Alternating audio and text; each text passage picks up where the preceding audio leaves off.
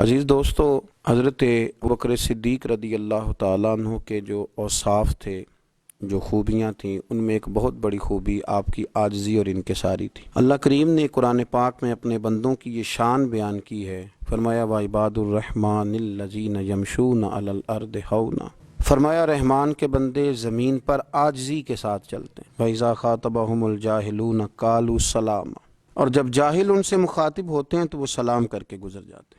رحمان کے بندے عاجزی والے ہوتے ہیں، انکساری والے ہوتے ہیں، اور کسی آدمی کا بڑا ہونے کے لیے اس کے لاؤ لشکر کی ضرورت نہیں ہوتی۔ کسی شخص کے بہت زیادہ معروف ہونے کے لیے اس بات کی ضرورت نہیں ہوتی کہ بہت ساری چیک پوسٹوں سے گزر کے اس کے پاس پہنچنا پڑتا ہے۔ بڑا ہونے کے لیے کسی شخص کے ضرورت اس بات کی ہوتی ہے کہ اگر وہ بہت بڑا ہوگا تو بہت زیادہ جھکا ہوا بھی ہوگا۔ جس ٹہنی پر پھل زیادہ ہوتے ہیں وہ ٹہنی جھکی ہوئی ہوتی ہے۔ جو اعلیٰ ظرف ہوتے ہیں ہمیشہ جھک کے ملتے ہیں۔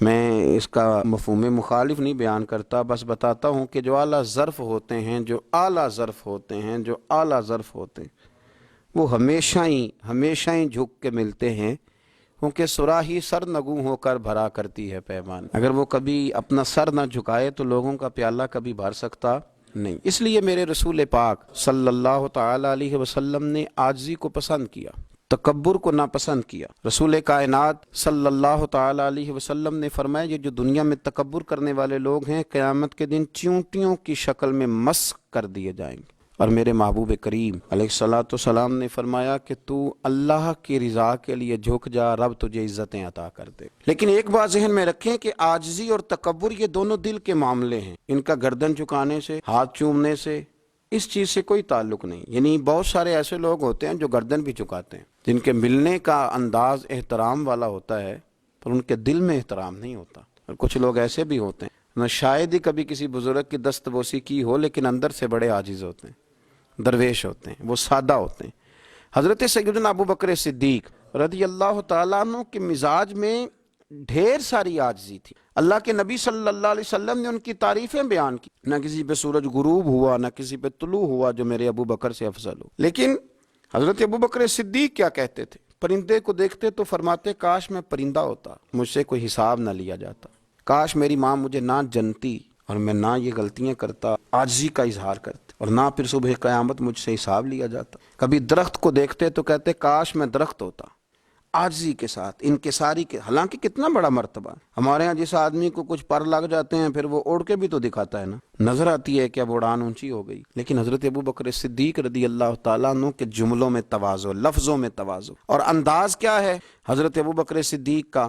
حضرت ابوبکر صدیق کے پاس چھوٹی چھوٹی بچیاں، ابھی آپ امیر المومنین نہیں بنے تھے تو بچیاں آیا کرتی اور آ کے آپ سے کہتی کہ ہمارے گھر چلیے، ہماری بکریوں کا دودھ دھونے والا ہے، آئیے ذرا دودھ دھو دیجئے۔ جناب صدیق ایک بار چھوٹی چھوٹی بچیوں کے پیچھے چل دیتے اور مدینے کی ان بچیوں کی بکریوں کا دودھ دھوتے۔ جب آپ امیر المومنین بن گئے نا تو بچیاں حاضر خدمت ہوئیں، آ کے کہنے لگی حضور آپ تو امیر المومنین بن گئے ہیں تو اب ہماری بکریوں کا دودھ کون دھوئے گا؟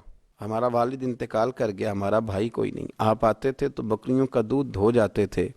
جناب صدیق اکبر کی آنکھوں میں آنسو آ گئے، فرمانے لگے بیٹے پہلے تو میں اپنی مرضی سے آیا کرتا تھا، اب تو امت کی خدمت میری ڈیوٹی لگ گئی ہے، اب تو میں روز آیا کروں گا۔ بچیاں آتی چھوٹی چھوٹی، ان کے پیچھے پیچھے چل دیتے۔ بہت سارے لوگ ہوتے ہیں مشورے دینے والے کہ اب آپ کوئی شے ہیں، آپ ذرا دیکھ کے چلیں، آپ ذرا سوچ کے چلیں، لیکن اگر اندر عاجزی ہو نا تو پھر انسان کو کسی مشورے کی، کسی شخص کی کوئی ضرورت باقی نہیں رہتی۔ حضرت جناب صدیق اکبر ایک دن بیٹھے ہوئے تھے، ایک شخص آیا، اس نے آ کے السلام علیکم کہا اور ہاتھ صرف جناب صدیق اکبر سے ملایا اور کہنے لگا السلام علیکم یا امیر المومنین۔ سلام کہا، حضرت ابوبکر کو نامینیٹ کر کے ایک کونے میں ہو کے بیٹھ گیا۔ اب اگر اس پر تھوڑا غور کیا جائے تو امیر المومنین تو ایک ہی تھے نا، باقی تو مومن تھے، اور امیر المومنین ایک ہی تھے۔ لیکن جناب صدیق اکبر رضی اللہ تعالیٰ عنہ نے اس شخص کی طرف دیکھا اور جلال کے ساتھ فرمانے لگے تمہیں ان لوگوں میں صرف میں ہی مسلمان نظر آیا ہوں؟ تم نے کہا السلام علیکم یا امیر المومنین، فرمایا تمہیں مجموعی سلام کہنا چاہیے تھا۔ پہلے جلال فرمایا اور پھر ساتھ ہی آنکھوں میں آنسو آ گئے اور فرمانے لگے میں ان سب بندوں کی طرح ایک عام بندہ ہوں، میرے ساتھ بھی تمہارا رویہ وہی ہونا چاہیے جو اللہ کے سارے بندوں کے ساتھ تمہارا رویہ ہوتا ہے، میں اللہ کے بندوں میں سے ایک بندہ ہوں۔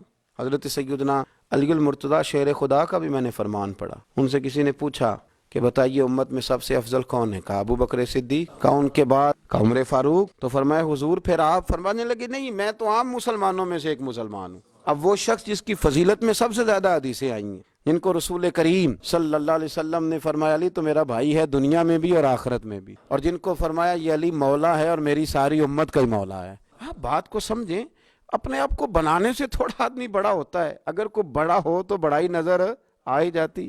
حضرت ابوبکر صدیق فرمانے لگے کیوں خاص کیا؟ میں تو عام مسلمانوں کی طرح ایک مسلمان ہوں، یہاں آپ کسی کو خاص کر لیں وہ ویسکوٹ سیدھی کرنی شروع ہو جائے گا۔ وہ کہے گا بالکل مجھے خاص کرنا چاہیے تھا، میرا بنتا بھی تھا، میرا یہ اعزاز بھی تھا، میرا یہ مقام بھی تھا۔ ایک محفل میں گیا ہوا تھا تو پیچھے بیٹھ گئے ہم جہاں سارے لوگ بیٹھے تھے، تو سپیکر پہ اعلان ہوا کہ علماء آگے آ جائیں۔ چپ کر کے بیٹھے رہے، پھر اعلان ہوا علماء آگے آ جائیں، تیسری دفعہ پھر ہوا اعلان، تو پھر وہ نامینیٹ کر کے میرے پاس آ کے کہنے لگے آپ سے کب سے کہہ رہے ہیں؟ تو میں نے کہا آپ نے تو کہا تھا علماء آ جائیں، اور حدیث پاک ہے جس نے کہا کہ میں عالم ہوں وہ تو جاہل ہے، تو آپ میرے منہ سے کہلوانا چاہتے ہیں کہ میں مولوی ہوں؟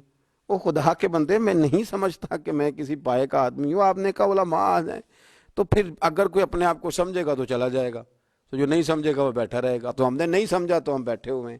حدیث ہے مسند امام احمد بن حنبل میں، من قال انا عالم فہو جاہل، جس نے کہا میں عالم ہوں وہ جاہل ہے۔ علم ہو تو وہ نظر آ جاتا ہے، بتانے کی کیا ضرورت؟